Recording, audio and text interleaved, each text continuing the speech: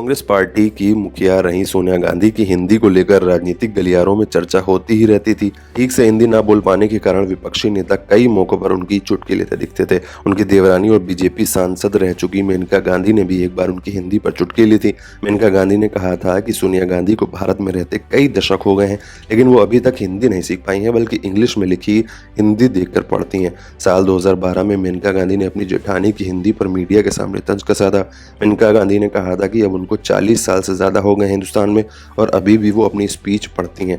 वो स्पीच भी अंग्रेज़ी में लिखी जाती है। मुझे नहीं मालूम कि कौन लिखता है, इतना मुझे मालूम है कि लिखने की ज़रूरत क्या होती है। मेनका गांधी आगे कहती हैं कि हमारे देश के लोग विदेशों में जाकर वहाँ की भाषा 1 साल में सीख जाते हैं, तो फिर सोनिया गांधी क्यों नहीं सीख पाई। उन्होंने कहा कि हमारे लोग इंग्लैंड जाते हैं, अमेरिका जाते हैं, एक शब्द अंग्रेज़ी का नहीं जानते हैं और 1 साल के अंदर फराटेदार अंग्रेज़ी बोलते हैं। तो अगर हम लोग सीख सकते हैं तो वो आराम से तो वो भी सीख सकती हैं हिंदी। इसके बाद के कई सालों में मेनका गांधी ने सोनिया गांधी पर कई हमले किए। साल 2014 के लोकसभा चुनावों के दौरान मेनका गांधी ने सोनिया गांधी की संपत्ति पर सवाल उठाए थे। उन्होंने सोनिया गांधी पर खूब हमले किए थे और कहा था कि इतना पैसा वो इटली से दहेज में लेकर आई थी क्या। सोनिया गांधी और मेनका गांधी के रिश्ते हमेशा से ऐसे नहीं थे। सोनिया और राजीव की शादी के 5 सालों के बाद 23 सितंबर 1974 में मेनका की शादी संजय गांधी से हुई थी।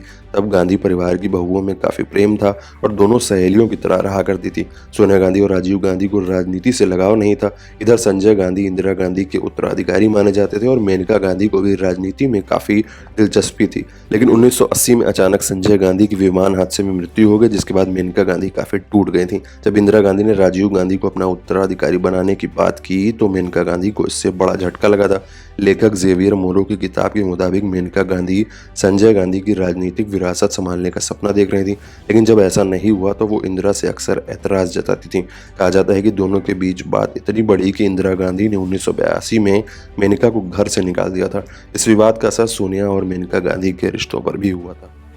मैं उनके स्पीचेस को नहीं लिखती हूँ तो मुझे नहीं मालूम, लेकिन हाँ ये ज़रूर है कि वो अब उनको 40 साल से ज़्यादा हो गया है हिंदुस्तान में और अभी भी वो अपनी स्पीचेस पढ़ती हैं और वो भी स्पीचेस अंग्रेज़ी में लिखे जाते हैं। तो मुझे नहीं मालूम कौन लिखता है, इतना मुझे मालूम है कि वो लिखने की ज़रूरत ही क्या होती।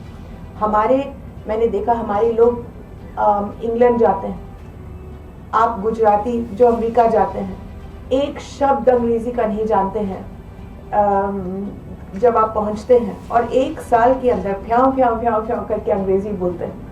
तो अगर हम लोग सीख सकते हैं और आराम से, तो सब लोग भी सीख सकते हैं हिंदी।